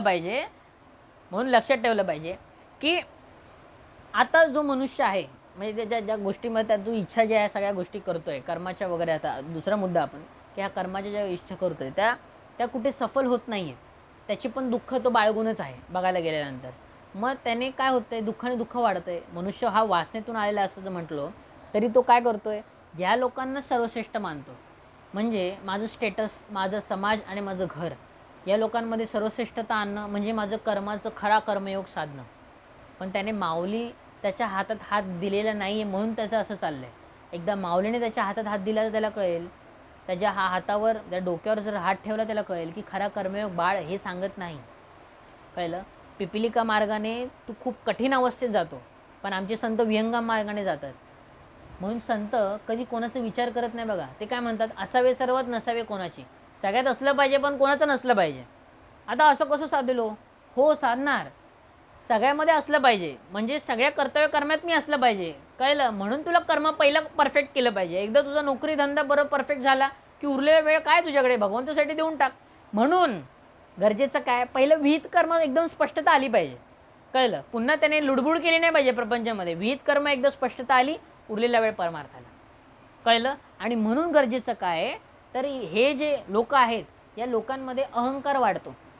कसं वाढतो, सगळेजण प्रपंचाचा विचार केल्यानंतर एकत्र आल्यानंतर चर्चा काय होणार? प्रपंचाची होणार. कोण मोठं कोण छोटं या सगळ्या गोष्टी. तुमच्या मनामध्ये चिंता वाढणार, भय वाढणार, सगळ्या गोष्टी वाईटच दुर्गुण वाढणार. मग दुर्गुण वाढल्यानंतर तुम्ही काय करता? काहीच करत नाही. भीती वाढते, चिंता वाढते, आयुष्य व्यर्थ आहे. बरोबर. मग माझ्याजवळ त्या क्षणी जे होतं कळलं ते सगळं शून्य झालं. कोणामुळे? बाहेरच्या सगळ्या वाईट प्रवृत्ती आपण मनात आणल्यामुळे. बरोबर. कारण लक्षात ठेवा. म्हणून ह्यांच्यामध्ये का नाही बसायला सांगितलं आहे? भगवंत का नेहमी सांगतो सत्संग धरा, संतांचं संग सत्संग. का? कारण एक विचार, एक ध्येय आणि एक आचार. कळलं? आचार विचार ध्येय एकच हवं. ते भगवंताने रूप पाहिजे. म्हणजे कसं की तुम्ही आम्ही सगळे श्रेष्ठ, तुम्ही आम्ही सगळी लाडकी बाळ आहोत भगवंताची. तुम्हाला आम्हाला मिळाले ते सगळे देवाच्या कृपेने. हे जसे एकत्र आहेत तसे प्रापंचिक एकत्र होतील का? माझा प्रपंच मोठा की तुझा छोटा एवढंच ते करतात. कळलं? त्याने काय होतं दुसऱ्यावर. आणि ते हे जे करतात ना ह्याच्यामध्ये किती पाप होत असतील, किती आत्मा तळतळत असाल ह्याचा पण तुम्ही विचार केला. एक लक्षात ठेवा, तुमच्या प्रत्येक कर्माने कोणाचं तरी वाईट होत असतं. तुम्ही कारण भरपूर लोकांचे गैरसमज आहेत. असं वाटतं नातेवाईकांशी बोललं नाही, कुठल्या गोष्टी काही केल्या नाही तरी आपल्याला भरपूर पापं वगैरे लागतात. अजिबात लागत नाही. भगवंत तुमचा रिपोर्ट कार्ड ज्यावेळेस बघतो त्यावेळेस तो बघतो की तू नामस्मरण किती केलंस, सद्ग्रंथांचं वाचन किती केलंस, तू तुझी कर्म जी होती विहित कर्म, मुलं बाळ आणि आई वडील यांना किती चांगलं सांभाळलं. एवढे त्याचे मेन क्रायटेरिया असतात. नातेवाईक हा पॉईंट त्याच्या आकड्यामध्ये नसतो. तू जर जन्माला आला आहेस तर तू तुझी कर्म किती चांगल्या प्रकारे केली आहेस या सगळ्यांना सुखी ठेवून तू माझा विचार किती केला आहे, कारण मी तुला जन्म दिला आहे, हे देव बघत असतो.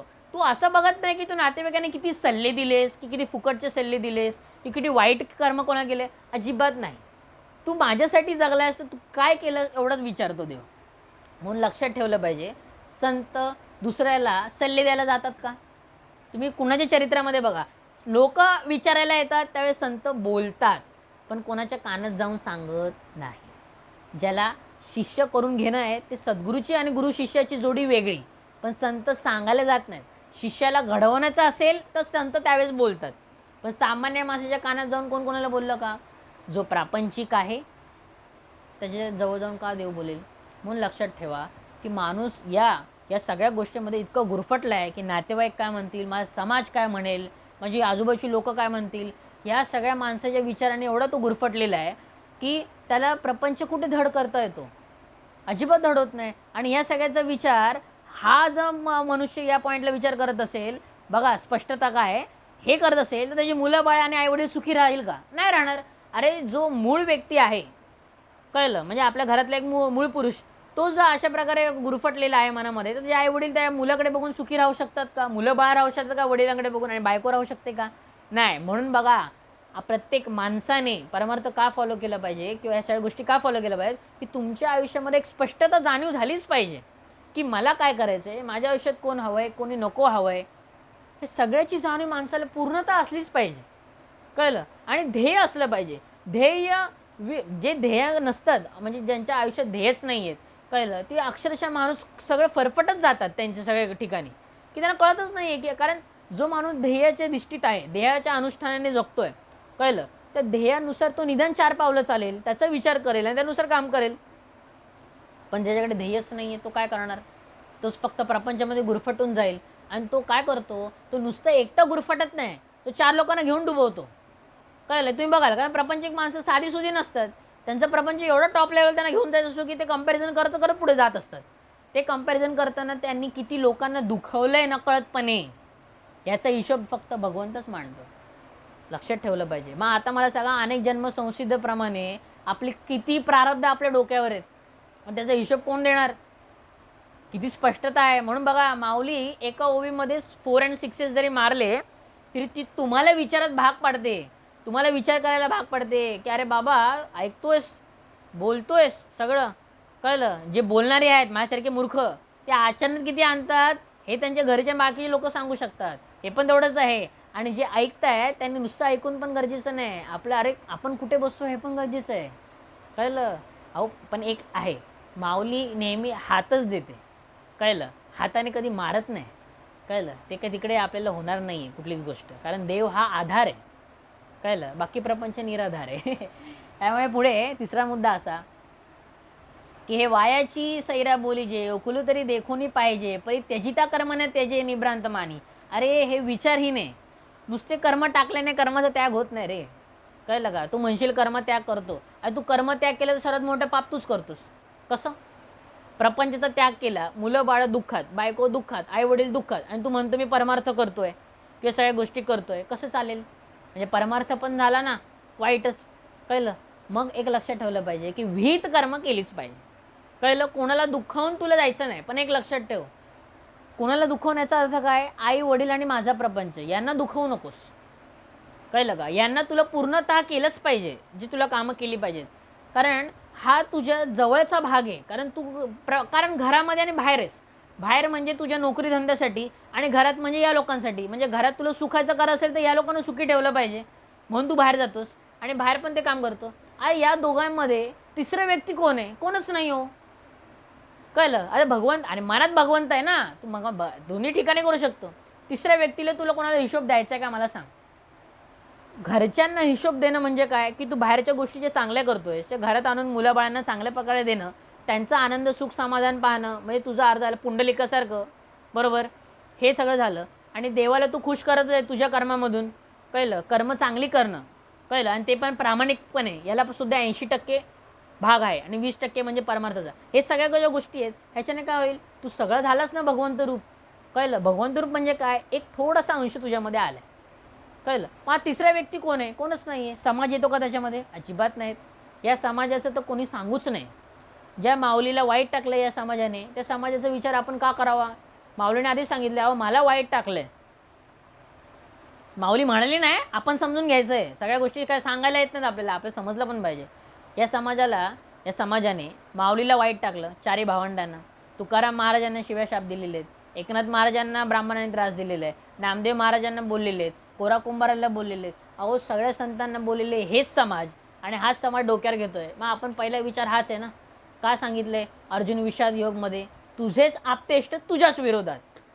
संपला. अहो पहिल्याच अध्याय सांगतोय परमार्थाची सुरुवात म्हणजे काय? हां, ते इंदुरीकर महाराज ठोकला का गंध.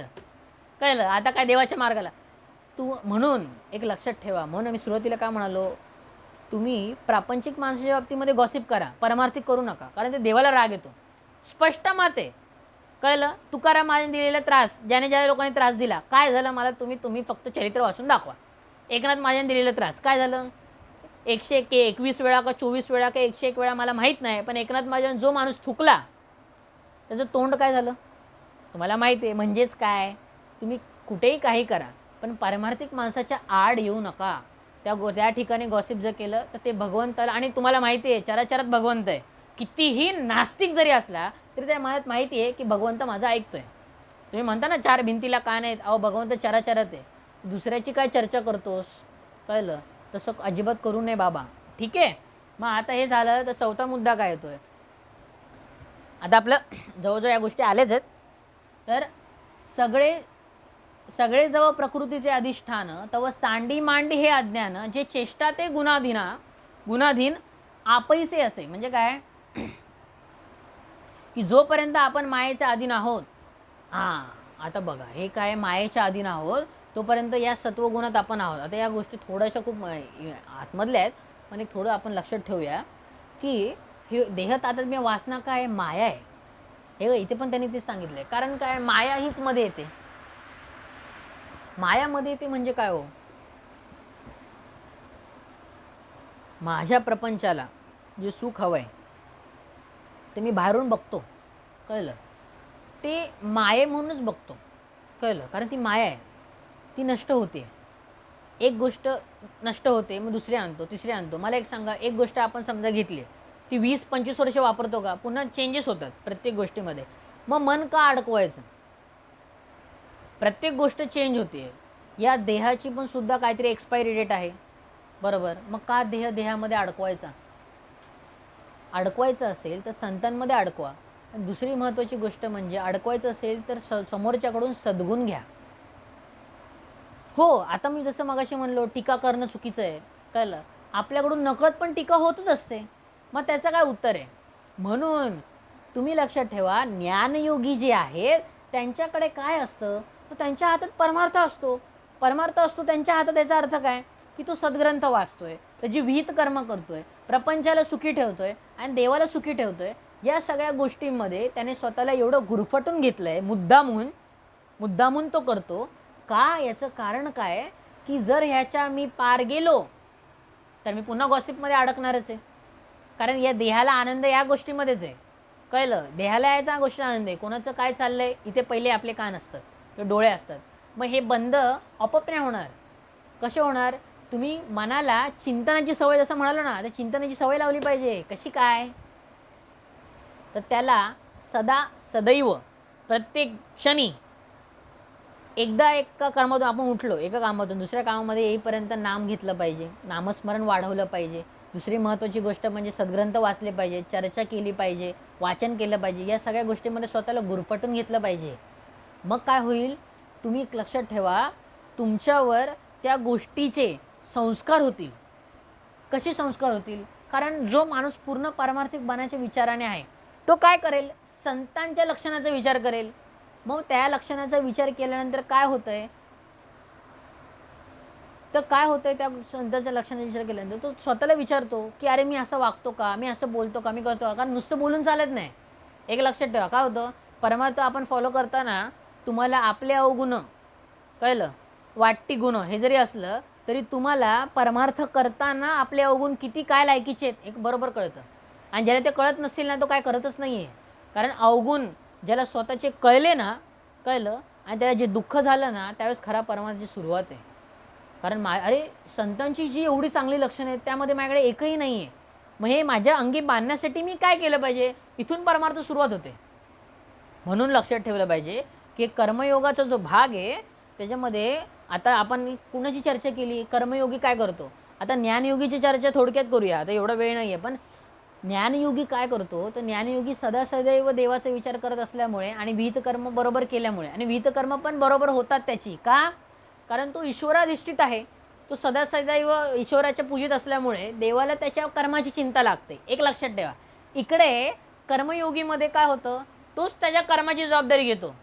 तो नेहमी बोलतो मी कर्म केली, मी असं झालो, मी असं झालो. तुम्ही कुठलाही बघा प्रापंचिक माणसाशी बोलताना बघा 40-50 वर्षाच्या, की अरे मी ज्यावेळेस असं वागलो मग असं झालं, मग तसं झालं, मग मी हे केलं. ज्या बोलण्यामध्ये मी असं आलं ना, तो झाला प्रापंचिक. कळलं. पण तुम्ही जर पारमार्थिक माणसाच्या जवळ गेला, तो काय म्हणेल, त्यावेळेस मला देवाची अशी आज्ञा झाली किंवा देवाने त्यावेळेस मला काय वाचवलं रे. त्यावेळेस तो कधी असं म्हणणार नाही की मी असं केलं. का बोलेल तो, कारण त्याला माहिती आहे की त्याने अनुभव घेतला आहे की मी जरी कर्म करत असलो तरी सुद्धा देवाने मला किती ठिकाणी वाचवले. अरे या ठिकाणी लोकांचं मत काय होतं की अरे जो ईश्वराधिष्ठित आहे तो कर्म कुठे करतो. कळलं. तो कर्म काय सगळी देवाला दिल्यानंतर तो कर्म करणारच नाही असं नसतं. देवाने कर्माला फळ दिलंय, बरोबर. देवाने जर कर्माला फळ दिलंय तर विहित कर्म म्हणजे स्टुडंट आहे त्याने अभ्यास केलाच पाहिजे, प्रापंचिकाने त्याने सांभाळलं पाहिजे. या कर्मानं फळ आहे. म्हणून बघा भगवंत काय म्हणतो, अरे ज्याने आपल्या आईवडिलांवर मायका मुलांवर प्रेम केलं नाही तो भगवंताचं प्रेम काय मिळवणार. ज्याने प्रपंच सुखाचा केला नाही तो परमार्थ काय सुखाचा करेल. म्हणून प्रपंच सुखाचा कसा करायचा, तर त्यामध्ये वासना नाही पाहिजे. सगळ्यांना सुखी ठेवून तुझं मन असावे सरत नसावे कोणाची बघा. म्हणून काय, त्यांना सुखी ठेवलंच पाहिजे. पण तुझं पहिलं लक्ष भगवंताला. Priority should be meditation, priority should be परमार्थ. कसलं, तर मला जे काही हितकारक आहे ते मला देवच देणार आहे. कळलं. कारण प्रपंचाने दुःखच देतात मला. आणि या सगळ्या गोष्टींमध्ये, या दोन्ही गोष्टींमध्ये आता आपण बघू की नातेवाईक किंवा बाकीच्यांचा विचार येतो का, कसा येईल. मला ह्या गोष्टींसाठीच वेळ पुरत नाही आहे तर मी बाकीच्या कशाला भानगडीमध्ये घुसेल. कळलं. म्हणून ध्येय जास्त पाहिजे. कळलं. ॲम्बिशन पाहिजे. परमार्थाचं पण ॲम्बिशन पाहिजे. का पाहिजे, याचं कारण असं आहे की जर परमार्थाचं ॲम्बिशन नसेल तर प्रयत्न होतील का. जर मी ठरवलंच नाही पुण्याला जायचं आहे किंवा नागपूरला जायचं आहे तर मी मुंबईवरून चालेल निघेल का, कसं निघेल. म्हणून परमार्थाचं ॲम्बिशन पाहिजे. आणि म्हणून एक लक्षात ठेवा, चिंतन बदलणं हे मनाचं कार्य आहे, ते तुम्ही बदललं पाहिजे. याचं कारण काय आहे की तुम्हाला गॉसिप किंवा या सगळ्या गोष्टींपासून कोण वाचवू शकतं, मनच वाचवू शकतं. पण कसं वाचवू शकतं, तुम्हाला चांगली जी कर्म आहेत ना ती वाढवली पाहिजेत. तुम्ही असं म्हणाल की यार माझ्यातून वाईट होतं आहे, सगळं वाईट कर्म आपोआप होत आहेत किंवा लोकांची संगती वगैरे सगळं, तुम्ही पहिलं देवाला शरणागत होऊन सगळं सांगितलं पाहिजे की मला असं असं हवं आहे, तसं तसं नको आहे किंवा मला तुझ्याच ठिकाणी येऊन राहायचं आहे. ह्या सगळ्या गोष्टी तुम्ही या कर्मामध्ये केली पाहिजे. आणि या गोष्टीने काय होणार या गोष्टीने काय होतं, तर कर्म जे आपण हे करतोय त्याची चिंता देवाला लागते, मग त्याचा लेप देव बघतो. हे जर प्रापंचिक माणूस करत नाही तो ह्याच्यामुळे गुरफटून जातो. कळलं, त्याला गॉसिप आणि ह्या सगळ्या गोष्टी प्रिय लागतात. का नाही लागणार मला सांगा, कारण तो आयुष्यभर तेच करतोय, मग त्याला वेगळे पण काय. पण जर पारमार्थिक माणूस असेल, त्या पारमार्थिक माणसाचं काय होतं, त्याच्या आयुष्यामध्ये ध्येय असल्यामुळे ते ध्येय त्यानुसारच चालतं. कळलं, कारण अरे मला ह्याचा अभ्यास करायचा आहे, मला नामस्मरण करायचं आहे, मला या गोष्टीचा अभ्यास करायचा आहे, मला नुसता पण अभ्यास करायचा आहे, प्रपंच बघायचा आहे, या गोष्टी चिंता करत असताना तो काय करतो, ईश्वराधिष्ठित असल्यामुळे त्याची चिंता कमी कमी होत जातात. शेवटचा भाग आहे हा, चिंता कमी होत जातात. कारण का चिंता करेल, हे बघा ईश्वराकडे गेल्यानंतर सगळ्या चिंता संपतात, बरोबर. म्हणून काय होतं, ईश्वराच्या दृष्टीत गेल्यानंतर त्याला सगळे बारकावे कळल्यामुळे तो चिंता करणं सोडून देतो, त्याची भय वगैरे चिंता सगळ्या निघून जातात. तो म्हणतो परमार्थ करणं हेच माझं एकमेव ध्येय आहे आणि बाकी प्रपंच देव सांभाळून घेईल. कळलं, नुसतं संतांना अनुभव येत नाहीत, आपल्याला सुद्धा येऊ शकतात. आणि म्हणून काय होतं, त्याचं सर्व जे लक्ष आहे परमार्थाला लागल्यामुळे ना गॉसिप होतं, ना तो कोणाला वाईट बोलतो, ना वाईट लोकांमध्ये बसतो, ना त्याच्या हातून पाप होतं. कसं होईल, जो संपूर्णतः परमार्थाच्या दृष्टीने विचार आचार आणि बोलण्याचा प्रयत्न करू सगळ्या गोष्टी करतोय, त्या गोष्टी केल्यामुळे होतंय काय, तर फक्त परमार्थच होतो. मग परमार्थाला जिथे आपल्याला स्थान मिळालेलं आहे आणि प्रापंचिक गोष्टीपासून तो लांब राहिलेला आहे, मग पाप होतील का. पण तुम्ही बघा, कर्मयोगी माणूस जो बाहेर बोलताना पण ज्याच्या तोंडात देव नाही त्याच्या तोंडात काय, गॉसिपच आहे, कोणाबद्दल वाईट बोलणंच आहे. कारण सहसा माणूस कोणाबद्दल चांगलं बोलू शकत नाही आहे सध्या तरी या अवस्थेमध्ये. मग तो कोणाबद्दल काही ना काही खुरपती काढत असतो. त्या काढत असताना तुम्ही कोणाच्या मनाला कोणाच्या देहाला किती दुःख दिली आहेत ह्याची तुम्हाला हिशोब आहे का. तिथे फक्त देवच हिशोब घेऊन बसतोय. पण इकडे पारमार्थिक माणूस काय करतोय, तर सदासदैव देव या पॉईंटला काय विचार करत असेल, अरे माऊलीने इथे काय सांगितलं आहे, दासबोधात काय सांगितलेलं आहे, किंवा परमार्थ कसं फॉलो केलं पाहिजे, माझं नामस्मरण कसं वाढेल, मी देवाच्या अजून किती जवळ जाईल. कळलं, या चिंतनामध्ये असल्यानंतर, या आत्मचिंतनामध्ये असल्यानंतर देवाला त्याला घडवण्यामध्ये तो जास्त रमतो आणि देव त्याचा होऊन राहतो. कळलं, म्हणून परमार्थ करण्यात जास्त साध्य आहे आणि प्रपंच त्याचं साधन आहे. कळलं, पण इकडे तो सगुणामध्ये जर अडकला, जो प्रापंचिक माणूस आहे तो काय करेल, फक्त जाता येता हा नमस्कार करून जाईल, मग देव पण त्याला हा जाता येता नमस्कार करेल. बरोबर, तू जर टेम्पररी मला ठेवलंस तर मी माझ्या आयुष्यात तरी तुला टेम्पररीच ठेवणार ना, मग तू तुझं बघ. आणि मग हे करताना सर्वात महत्त्वाची गोष्ट काय, तर याने हे संपूर्ण आयुष्यभर जी कर्म केली आहेत त्याला पण माहीत नाही की किती वाईट आहे किती चांगली आहेत. ती करताना त्या कर्मांचं फळ कधी भोगणार, त्यामध्ये चांगलं किती वाईट किती तुला किती माहिती आहे, अजिबात माहीत नाही आहे ना ते. बरोबर, मग आता मला सांग, मागून आलेली प्रारब्ध आता या जन्मामध्ये कितीतरी वाईट कर्म तुझ्या हातून नकळत पण झालेली आहेत, काही मुद्दामून पण तू करतोस, याची फळं, मागचं प्रारब्धाची फळं, हे सगळं एकत्र भोगण्यामध्ये का नाही तुझ्या आयुष्यामध्ये दुःख येणार. पण जो परमार्थिक माणूस आहे, देवाची इच्छा. कळलं, असं करत करत तो स्वतः देवच होतो ना. बरोबर, हो त्याच्या आयुष्यात पण दुःख असतंच, पण त्याचं दुःख लपवण्यामध्ये कळलं देव सांभाळून घेतो. त्याला कसं सुख द्यायचं याच्यासाठी देवाला चिंता लागते. म्हणून संत काय सांगतात की तू देवाची चिंता कर, मग तो तुझी चिंता करेल. तू तुझा वेळ, तू तुझं देह, तुझी मन आणि तुझी बुद्धी ही त्यागाने वासना काढून, कळलं, तू किती देवाला देतोयस. कळलं, तुझ्या बोलण्यातून आचरणातून, आचरण नंतर होईल, तुझ्या बोलण्यातून विचारातून तरी देव आला, कळलं, तर आचरण आपोआप होईल. कारण आचरण होण्यासाठी आधी बोलावं, विचार करावं आणि थोडंफार आचरण करावं लागतं, तर ते आयुष्यात उतरतं. बरोबर, म्हणून आयुष्य परमार्थासाठी द्यावं लागतं. कळलं, त्याला जर ते आयुष्य दिलं तर ते फळ आहे ना. तुम्ही प्रपंचासाठी एवढं इनपुट दिलेलं आहे म्हणून तुमचा प्रपंच आउटपुट देतोय ना. तुम्ही जर सुरुवातीला चांगले शिकले आहेत, खूप प्रपंच केला आहे, म्हणून 40-50 वर्षी तुम्ही लाखो करोडो रुपये घेत आहे.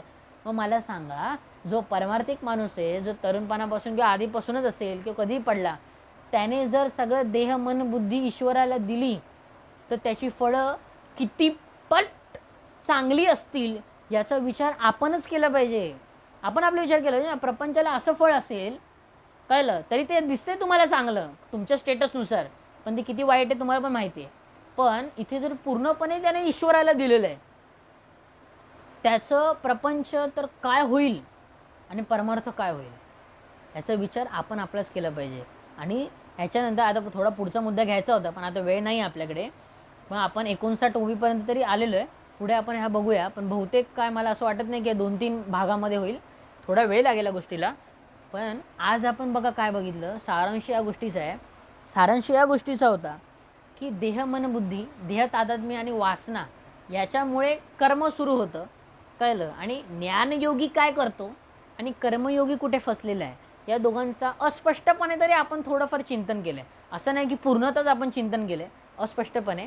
पुढे अजून वेगवेगळे मुद्दे येतील. आता उद्या गोपाळकाला आहे, अजून एक भाग या गोष्टीचा येईल, अजून मस्तच आहे. पण आज आपल्याला काय शिकायचं आहे, तर ज्ञानेश्वर महाराज जयंतीने आपल्या ज्ञानेश्वरीने बघा काय सांगितलं आहे, कळलं. आजचा संदेश आपल्याला काय होता आणि कृष्ण पण ते सांगतो. आणि बघा, कृष्णाने गीता सांगितली, ज्ञानेश्वरांनी पण गीताच सांगितली, पण मराठीत सांगितली, आणि दोघांची जयंती आजच आहे. त्यामुळे आपण थोडंफार चिंतन केलं या गोष्टीचं. बाकी आपण पुढे पुढे बघूया. पुंडलिका वरदे हर विठ्ठल श्री ज्ञानदेव तुकाराम पंढरीनाथ महाराज की जय.